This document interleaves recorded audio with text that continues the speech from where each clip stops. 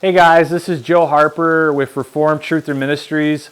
We're at the Porcupine Mountains Wilderness State Park today, and we're investigating the ancient copper mines. So for those of you who don't know, that there are prehistoric, even Bronze Age copper mines in the Upper Peninsula of Michigan that are thousands of years old, and there are ancient mines and mine shafts even in this area. So we're going to be going around the state park, we're going to be looking for these mine shafts, and that these mines, mainstream archaeology says that these were mined by the Native Americans, but really the thesis of this video is that groups such as the Phoenicians were even coming and mining these mine shafts, and that they were taking them back to the Mediterranean, that they were being subcontracted out by empires such as the Egyptian Empire. So that's really what we're talking about in this video today. So we're going to go around, we're going to see what we find, we're going to see if we can find some copper mines, mine shafts, artifacts, and we're just going to try to bring some awareness to this issue. So we'll see what we find out there.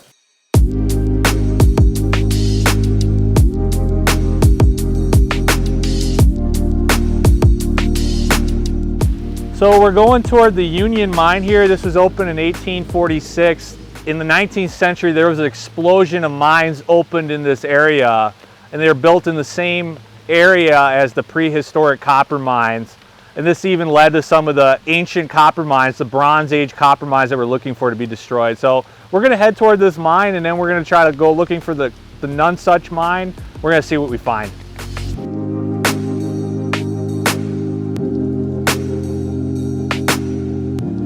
So in this area here across the river, we have a lot of not only copper, but basalt. And according to common sense geological principles, miners who would be in this area looking for copper, that this would be the type of area they're looking for.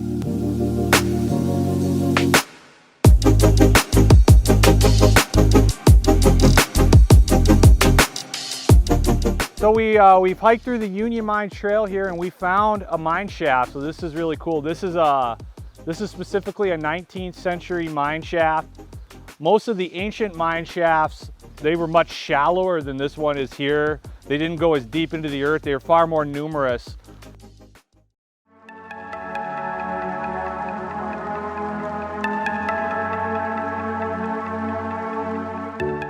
So we're here at the Nonesuch mine. We've been hiking for a few hours here. Very grateful that it stopped raining. I read online when I was doing my research that the Nonesuch mine had not only some more modern mines, 19th century mine, but we're even hoping to find a prehistoric mine site here. So we'll see what we find. We'll see if we can find some evidence for those Bronze Age prehistoric mines that we've been talking about this video, and hopefully we'll find some good stuff.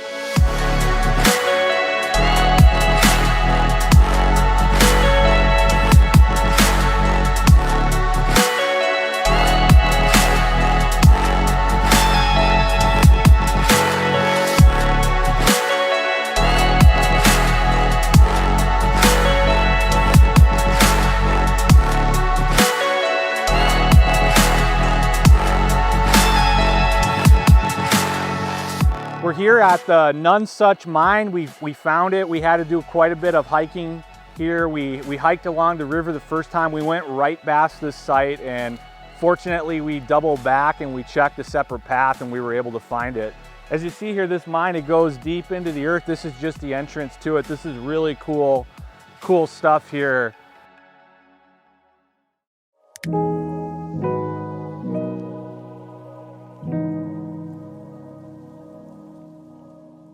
All right, guys, we are at the Delaware mine today. We've driven up the Keweenaw Peninsula, and this site has both a modern mine that goes 100 feet or more under the earth, but this section here is particularly exciting. What looks like a ravine behind me is actually a prehistoric mining site that is over 2,000 years old, perhaps even as far back as 5,000 years old.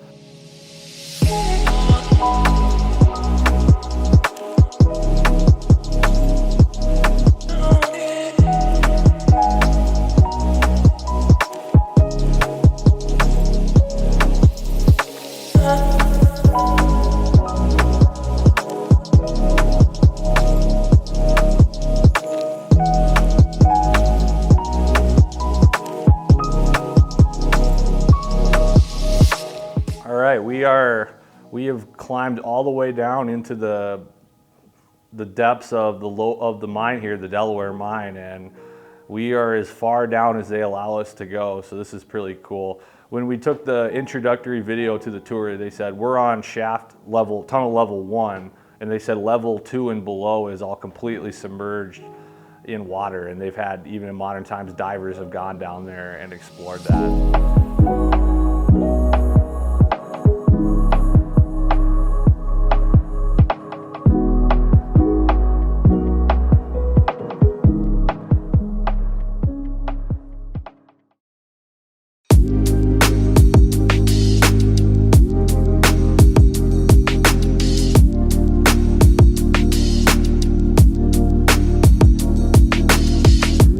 As we're here at the scenic overlook here of the Porcupine Mountains, in this section of the video I want to lay out in detail the main thesis of our video, that ancient peoples came to the New World before Columbus, and specifically speaking of the Phoenicians, came here to the Upper Peninsula of Michigan, to the Keweenaw Peninsula, and mined the copper that is found in abundance here. So if you study the Upper Peninsula in Michigan and the entire area around Lake Superior, specifically the Keweenaw Peninsula and the Isle Royale region, there is an abundance of copper here, and this copper has been mined here for centuries, if not millennia. And some of the copper mines that have been found in this region are thousands of years old, and this has been acknowledged even by the mainstream archaeological establishment. Some of them will date these ancient prehistoric mines to be thousands of years old, even though many of them have been lost to history. And in the 19th century, when the great copper mining boom happened in this area, many of those ancient copper mines were discovered anew. Much of this information was brought to light, and this has fueled the archaeological discussion regarding these things. Now, the mainstream archaeological establishment will say that the Native American tribes that lived in this region over 2,000 years ago or more are the ones who mined the ancient copper. I'm going to put forward a number of reasons why I believe that that is not the case. The first is that when you study the history of the Native American tribes, there is no history of copper mining that can be seen, and this is especially seen when you look at the descendants of the people who are supposed to be mining this copper. Now, this will be, what I'm saying here will be denied by the mainstream archaeological establishment, but that is in fact has to be the case. And then one question that would have to be put forward, if the Native Americans were mining this copper in the way that it is put forward by the archaeological establishment, then why is it that they stopped? You would have to believe that this knowledge was lost, or that these practices simply stopped coming to pass. The second reason why we can say that other people other than the Native Americans were the ones who in fact mined this copper is because copper has a very unique geological signature, and this signature is found in places all across the world, including the ancient Mediterranean world and even in the far east of Asia, and that this copper can be traced back accurately to the Upper Peninsula of Michigan. And incredible researchers have even done research into the copper that has come from Lake Superior region in the Keweenaw Peninsula.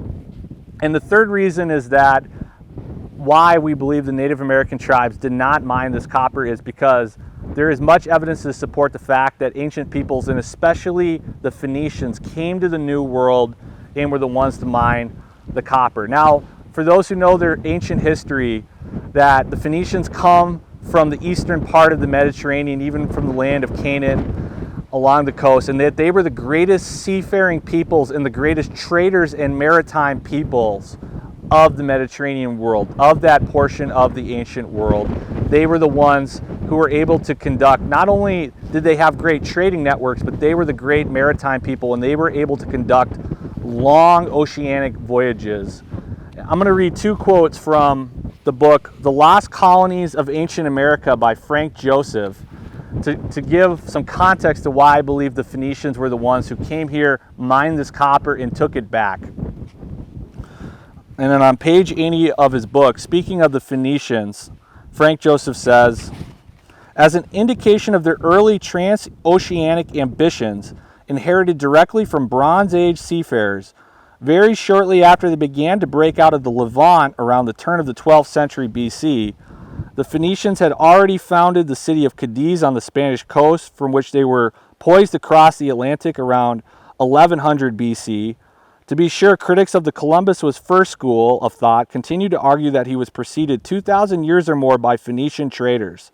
Most of these critics have not been professional researchers, but when someone with Dr. Mark A.S. McMinnon's scientific background went public with the same conclusion, the Phoenician impact on the pre-Columbian America gained substantial credibility. So this section here, he's saying that yes, there have been alternative researchers who may not necessarily have the academic credentials who have put forward this theory, but he's also saying that there have been credible men who have tried to challenge the narrative of the secular Darwinian evolutionary worldview and to put forward a view that challenges the Smithsonian view of evolution. And in another excerpt of the book,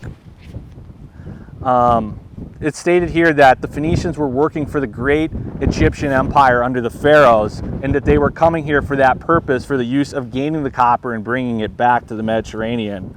And this section says, speaking of the Phoenician voyages all over the world, their even greater achievement preceded Hanno's voyage by 150 years in the first documented circumnavigation of the African continent.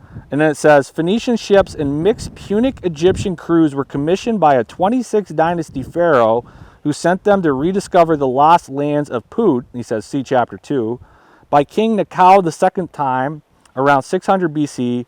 Previous expeditions associated with such famous monarchs as Queen Hatshepsut or Ramesses III had become progressively legendary with the gradual decline of the pharaonic civilization and its accompanying ever-actuated maritime skills. But Nekau's attempt proved that at least 2,600 years ago, the Phoenicians possessed the means and the know-how to undertake epic oceanic voyages. And that it says that his own Put expedition included North America is suggested by Barbara Hawley, a researcher. So here the book is saying once again, the Phoenicians had the means to come across the ocean, even in North America, that they were in the service of the pharaohs, and that the thesis here is that the Phoenicians came to the New World, mined the copper around Lake Superior, and then brought it back to their hubs for their trading in maritime purposes. Now, the final question that has to be asked, if there is evidence to support this view, then why is it that this is not something that mainstream academics would necessarily want to look at? And the reason, the answer to that question is that with the worldview of the archaeological establishment in the United States and with certain institutions such as the Smithsonian Institute that in the 19th century put forward certain theories such as Darwinian evolution, and then also the theory of isolationism, that in the ancient world certain civilizations arose independently of each other, especially in regards to there being no contact between the New World and the Old World. And a major portion of this theory is the view that nobody reached the New World before Columbus. And this has been the views that have dominated the archaeological establishment in the United States and even to a large extent across the world in modern times. But if one is willing to have an open mind and look at these things from a different perspective, and I would argue even a more biblical perspective, one will see that there is in fact much evidence to support that that entire view of the history of the North American continent begins to fall apart.